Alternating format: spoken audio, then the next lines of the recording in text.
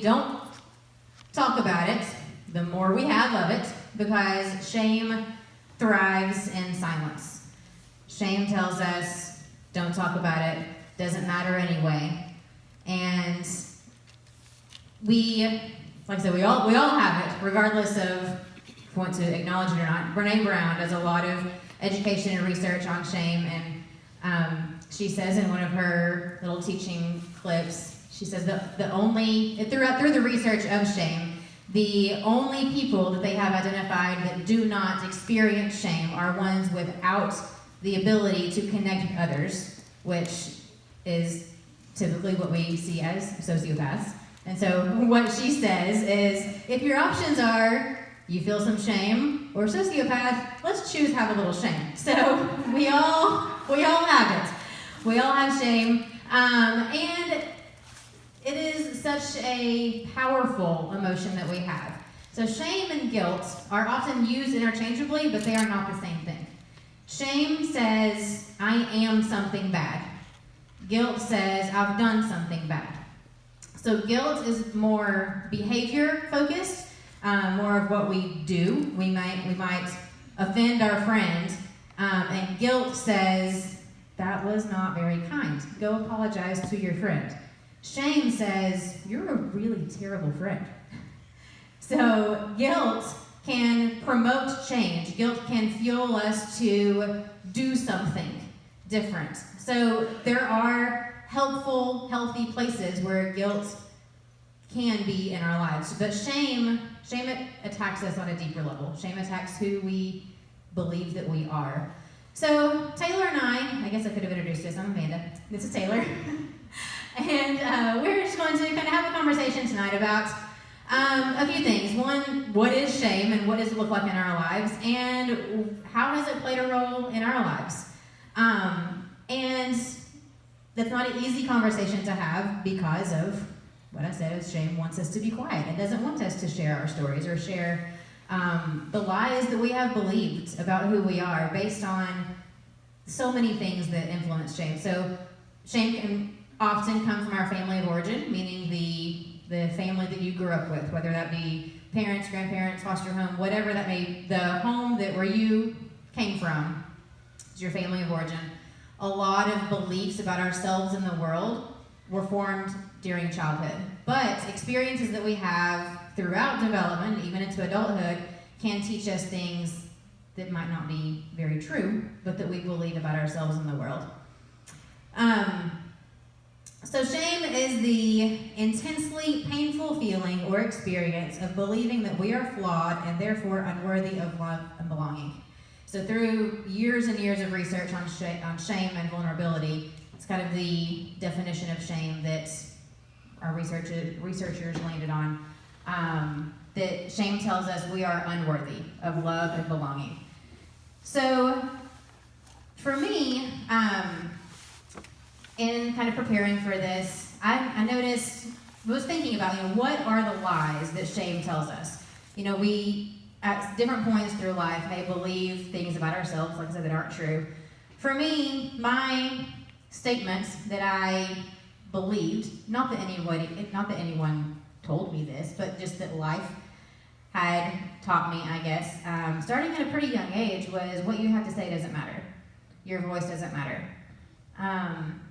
And a memory came back to me, and I've had it made this memory since childhood, I guess, but in preparing for this, I feel like it was just very, very real. I was young, I don't remember how old I was, but I can still visualize this experience. I was in the church parking lot in the church I grew up in, and I was standing there looking up at two adults. So, I was a kid, but looking up at these two adults, and we were all in this conversation. And so I was speaking, saying something, who knows what, but as I was talking, one of the adults just started talking to the other adults and just cut me off. And I remember thinking wait, I knew she knew I was talking, this is weird, is it going to come back to this? And I was just having this weird moment where I was I was in the middle of something, and then conversation wrapped up, we get in the car, and I can remember sitting in the car thinking that was really weird, I was talking, and then it was just like, it never wrapped up, which, little kid world, it was a big deal. And later on, I addressed it with one of the adults involved, and I was like, hey, I was talking about this, or we got interrupted or something, and one of them said, well, you didn't just spit out what you were saying. So she just got tired of listening. And so I was like, okay. So as a child, that I remember thinking okay, so I just won't say anything else. I just won't talk then. If she just got tired of listening, or I just couldn't spit out what I wanted to say, I just won't. And so I then was deemed the quiet child. I just quit talking. Desiree's known me since we were in diapers, and no, you're good. You were there. She was not the person. We were childhood friends. But I was the quiet child. Why speak? Got a little older into middle school, and being the quiet, vulnerable, naive, innocent child, that set me up to be easily targeted for sexual assault. And the pastor's son in the church that I grew up in targeted me. And for months before the assault happened, I was being groomed. I was being shaped into who he needed to be powerful, dominant over. And throughout these months of preparing this, it was, I would say, hey, I don't think I'm supposed to be talking to you. Hey, I think I should be with my friends. I don't think we should be over here. Or he would show up at my school. Hey, you're not supposed to be here. You don't belong here. You're an adult. But throughout that time, it was just don't say anything. Just don't tell anybody. They won't listen. They won't believe you. It's fine. Just don't say anything. It's fine. And so it continued. Just don't say anything. Just don't say anything. And then there came threats. Well, if you say something, then we'll all get in trouble. If you say something, then it'll get worse. There were threats against me and my family, and just this repeated, just don't say anything. So I didn't for several years. And as that continued, the abuse and assault for several months, I didn't say anything. And I was in middle school, and it wasn't until I was probably about 16, 17 that I told one person in the teen center during altar time and high school ministry. And in that moment, I'm okay, I said it. I told somebody. It's supposed to all go away now, right? I shared it. It's gone. I said it. And no, it was still there. And it was still not dealt with because I wasn't talking about it. I wasn't sharing what had happened, and it really started to affect my relationships, my interactions with people, because I just didn't say anything at all about anything. And then got into a relationship that resulted in marriage, and throughout that dating engagement, throughout that entire relationship, it was what you have to say doesn't matter. Your feelings don't matter. Hey, I think we should do this for dinner. I don't care. I'm going to do this. Hey, just anything. It was just continued until I just stopped. Why try? So then it led to adultery. He cheated on me. I feel like I should specify that. And it was just oh, it's fine. We'll work it out. It's okay. Because for years, my feelings don't matter. So why am I going to say, hey, that hurts my feelings? Or, hey, I don't like when you cheat on me. These things that, you're thinking, duh. Of course, that's not, what? Who does that? I did. Because for years and years, I believed what you say doesn't matter, why try? So just silent. And then there came a day that marriage ended very abruptly, and I called my therapist and said, like, I don't know what to do. She actually wasn't my therapist yet, but I knew of her. And she's like, come on in, like, immediately. So I go in and talk about what's happened. And throughout that summer, I found my voice. And I was like, you know what? I have not spoken up since I was a kid. Like, I don't know when I spoke up last. Like, I mean, I was always, even like in my family, like my brother was the class clown and got all the attention and because he was funny, and I just sat there quietly because why? Why try? So when I realized, like, when have I ever said, like, spoken up for myself? That summer I did find my voice, and it took a little while to find the balance of how to use your voice because I became quite bold and it wasn't very accepted quickly. I shared how I felt about everything with no holding back, and I worked on that a lot. So we're like 3 years in to like feeling good about it, but it's still very new for me. But this shame had said to me for years and years, it doesn't matter, why try? Don't speak up. Nobody's going to care. Nobody's going to listen. Nobody's going to believe you. And honestly, I'm backtracking and jumping all over the place a little bit, but during the abuse, I didn't ever tell anyone what was happening, but I gave people little hints, I guess, in my own way, that like, hey, you want to come hang out here? Because weird. Like, you know, just trying to like imply to people like, hey, like, I need help over here, like something's going on, and somebody, like, I need somebody to intervene. And then there were even times where it was turned on me. Happened during that season of abuse. I was like, well, you shouldn't answer the phone when he calls, or you shouldn't talk to him when he comes around, like blaming that on me. Like, oh, okay, you're right. Okay, so I just won't say anything because it's my fault. And then through my short-lived first marriage, it's like, well, you were out studying, or you were in grad school, or you were doing all these things. So, like, as if that's the only option. I'm like, okay, yeah, you're right. Yeah. And again, like, saying it years afterwards, like, feels crazy, but when you're in that, when shame is claiming your identity, you believe it. And it wasn't until years later that I was the therapist. I am a therapist. But I was in a session, and I remember this as if it was this morning. I was in a session, and I just started speaking to this client just all of these things about your identity and who we are in Christ, and shame and guilt. And by the end of it, she was like, wow, I've never thought of it that way. And I said, honestly, I haven't either. Like, I don't know where that just came from.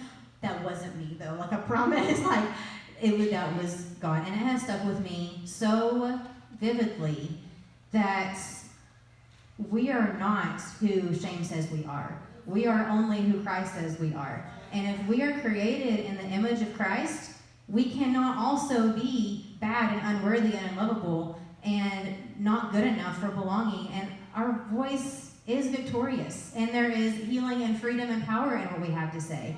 So all of these things that I believed for so many years, it's been like an awakening of like, oh wait, like how many years of silence, how many years did silence just take from me? So when we're looking at shame, Brene Brown, again, she does a lot of shame work if you're interested in learning more. But it's just, Brene Brown talks about if we have these two petri dishes, we have shame in this one petri dish, and we add a little silence and secrecy and judgment, it's going to flourish because shame needs that secrecy and yuck. She also referenced somebody who says that shame is the swampland of our soul. It is just in the depths, and it is, you don't want to go there. Like, we don't want you to live there, but know your way around. Know where it is and get comfortable, because you need to know your way around when you find yourself there. So we have this one dish that is growing in secrecy and judgment. But then if we have another dish here with shame, and we douse that with empathy, it cannot survive. If we take away that silence, take away the judgment, and we welcome it with acceptance and empathy and love and belonging and connection, it is gone. Like, it cannot survive in the presence of connection and community. So there's a lot of power that shame holds. So I'm going to share the space here. But kind of where do you feel like you've been affected in life by this, I guess, topic and this whole idea? Okay. I'm not very loud, but is this working? Hello? Kind of? Okay. Being asked to speak here? No, I'm just kidding. So for me, I think I also struggled with feeling like I didn't matter, I was unworthy, kind of just as a kid. I think it started for me when I would tell my mom, or whoever, I don't want to say my mom, because it's not just her, but say anything really that seemed so big and important to me as a kid, and have someone say, oh, it'll be okay, or oh, it's not a big deal, or that doesn't matter, and kind of blow it off because they didn't understand, I can't even think of a specific example. So just kid stuff, like, oh, my favorite shirt is dirty and I really wanted to wear it, and that was really important to me, and it wasn't a big deal. And so I kind of felt like, oh, well, just let it go. Okay, so that doesn't matter. So then that, I think, transitioned into middle school and getting older, and when things got a little bigger, I didn't really want to share or talk to anyone really about it because I felt like I was just making a big deal about it for no reason, and it wasn't important, and what I thought didn't matter. And I kind of felt misunderstood, like, well, no one understands me, so I'm just not going to talk about it. And it's that same shame, when you're not talking about it, it just grows and grows and grows, and I have to get over here. I think that, let's see, so I had a lot of anxiety. I still struggle with anxiety. This has made me we've been talking about this for the past 2 weeks, how going back through all of this stuff, kind of that you struggled with over the years, it's kind of hard to go back to that place and, remember all that stuff you don't want to think about because you're ashamed of how you handled life at a certain point. And I think in middle school, I would get so anxious about what people thought about me, and I was so worried about feeling accepted, and I wanted that connection, whether it was with friends or boyfriends or whoever. I was just looking for that someone to make me feel important and heard, and like I had value. And so I wanted, being trusted was important. I wanted to feel important, which I don't think I ever really felt. And looking back now, my mom would always say, well, you don't need to worry about what people think about you because Jesus made you and he made you perfect. And I was like, Mom, that's not that I want my friends to like me. I didn't want to hear that then. And now looking back, I'm like, well, duh. Why didn't you just listen? And that's hindsight, right? And so in high school, it sort of led to me isolating myself and shutting down. And I became very emotional, and I was listening to all this emo music, Taking Back Sunday was the greatest band ever, and I was just playing it so loud on the way to school and writing out all these John Mayer lyrics, and I was just, oh man, y'all, I had this really short black haircut with the bangs across my whole face. I mean, it was embarrassing. So, but point being, I was very emotionally led, and I was an emotionally led decision maker. And I think that led to a lot of impulsive and unthought out choices with friends, with choices with school. I just didn't really care about things that should have been important. I just wanted to find that connection. Again, I wanted to feel important and to feel loved and valued. And it wasn't, so these impulsive behaviors had more immediate consequences, because you're making decisions on irrational emotions. And so it typically led to embarrassment, which led to shame, and then which you don't want to talk about. And it wasn't just my actions that were bad, or things I said, or things I felt, it was me. And it turned into who I was. And I was thinking all of these bad things were who I was, when really I just couldn't get out of that anxiety, get out of that place. And I didn't have the right tools, and I didn't know that I needed that, really. And it kind of spiraled into a depression for me in high school, and anxiety and depression were like a vicious cycle. I couldn't really get out of it. I felt like I just wanted to have my head above water for 1 second. But it was all these just emotions all the time. Everything was a huge deal, but again, I kind of felt like I was making a big deal of nothing. And so I wouldn't talk about it. This was all kind of going on in my head, and this was all just me dealing with my own stuff. So in high school, emo kid, I don't have like a ton of friends. It was just easier for me to drink or go smoke and not deal with anything right away. That was kind of like an escape that I used, because, when you're making bad choices like that, you're not thinking clearly, and it just kind of takes away what's right in front of you, and, until you feel awful the next day. And so that kind of cycled over into college, and I continued on that lifestyle. I was making bad decisions with relationships. I went to UT, and I think I went to like 2 classes. Like, I didn't even go to class. I was just like, it's college, I'm here to party, yeah. And that's not how college is supposed to go, just in case anyone was wondering. So I ended up getting into an unhealthy, very codependent relationship, which I thought was great, because this guy was like, you're so awesome, you're so great, telling me everything I wanted to hear. And I became very attached. And I didn't realize that I was slowly detaching from my friends. And I had actually made some good friends when I was at UT, and they tried to get me to study and go to class. They were really great, and I just didn't want to listen. So anyway, they're telling me, this guy is no good, and I'm like, are you crazy? Like, I literally didn't see how he was cutting me off from people who cared about me.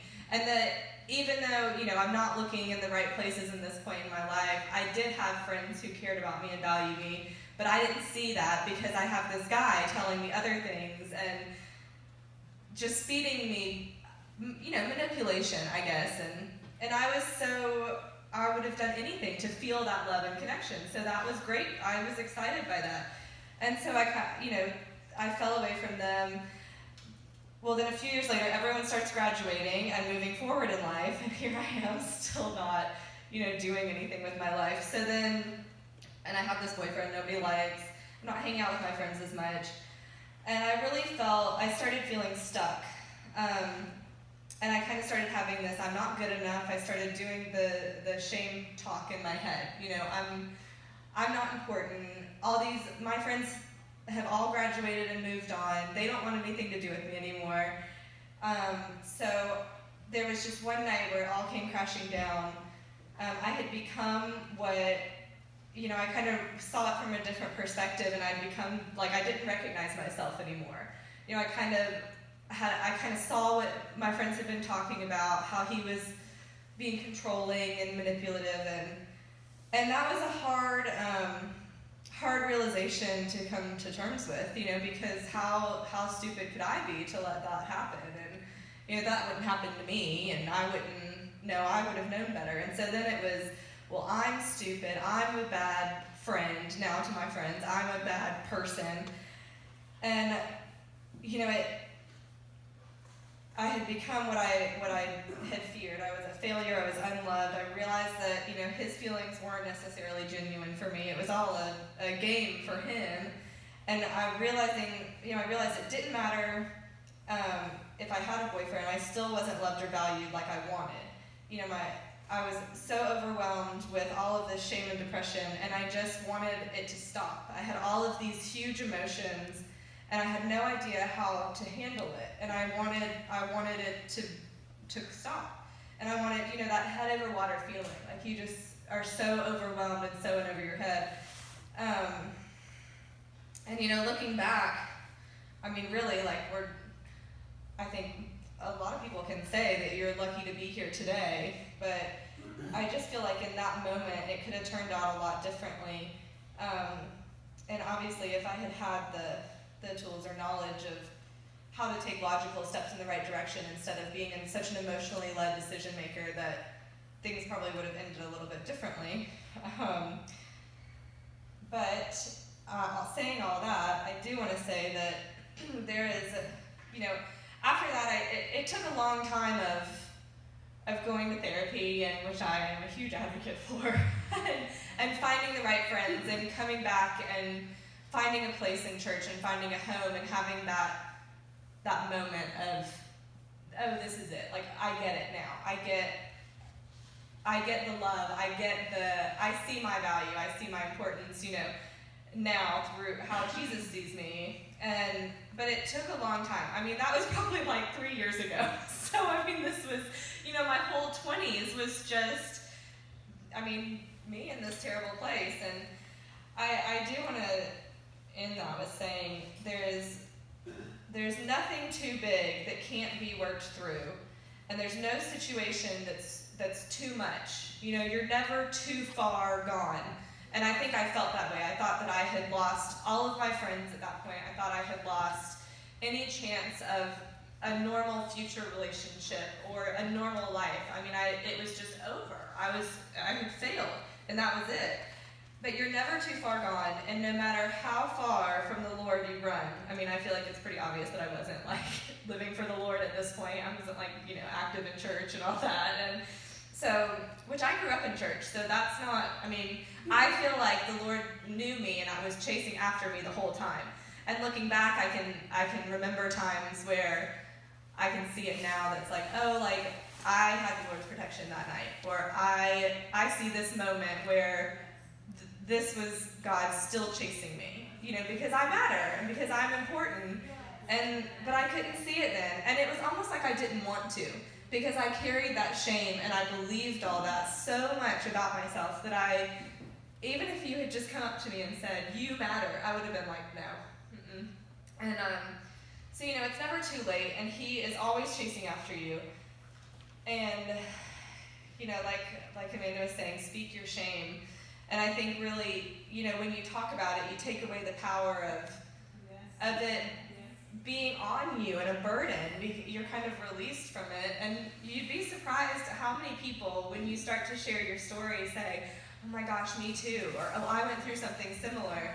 And then, that's the whole point of all of this, right? Is to grow together and to get to know each other and to feel comfortable just sharing and being that vulnerable, open person. But yeah, it's hard.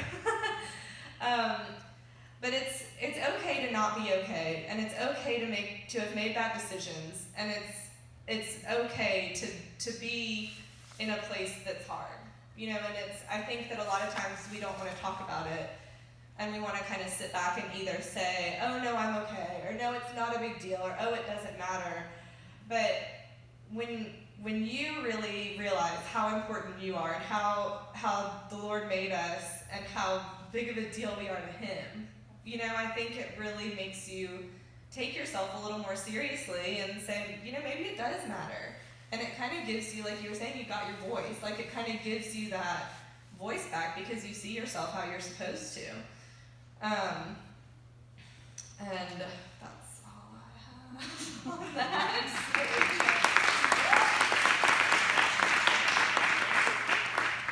I think one thing to consider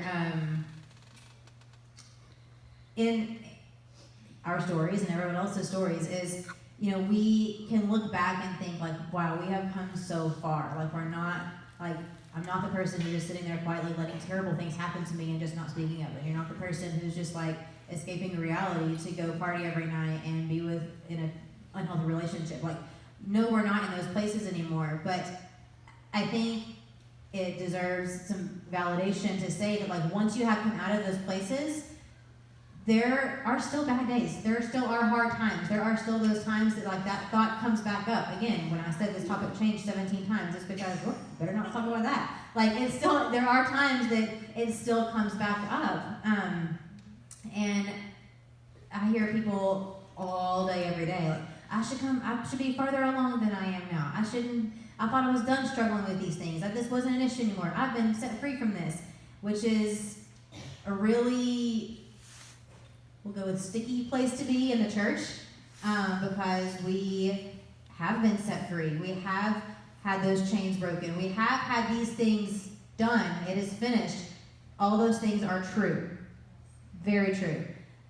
But we are also still human, and we also still have very human emotions and human experiences. And there may be days, I spoke with someone who, in the church, who has come so far in her journey, since she was a teenager, now in her 40s, and just recently told me an experience where some song or message triggered a memory for her, and for 3 days, she was just sobbing and felt like the 17-year-old girl she was when horrible things were happening. And that's okay. That was this whole week for me.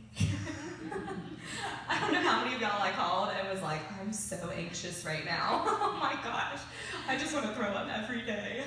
Hey, but it's not good. And yes, and that's the whole, I think it's good to know that it's okay to not be okay, and that it's okay to struggle with things, and but that's the good thing about sharing and talking about it and kind of getting it out there. That makes it more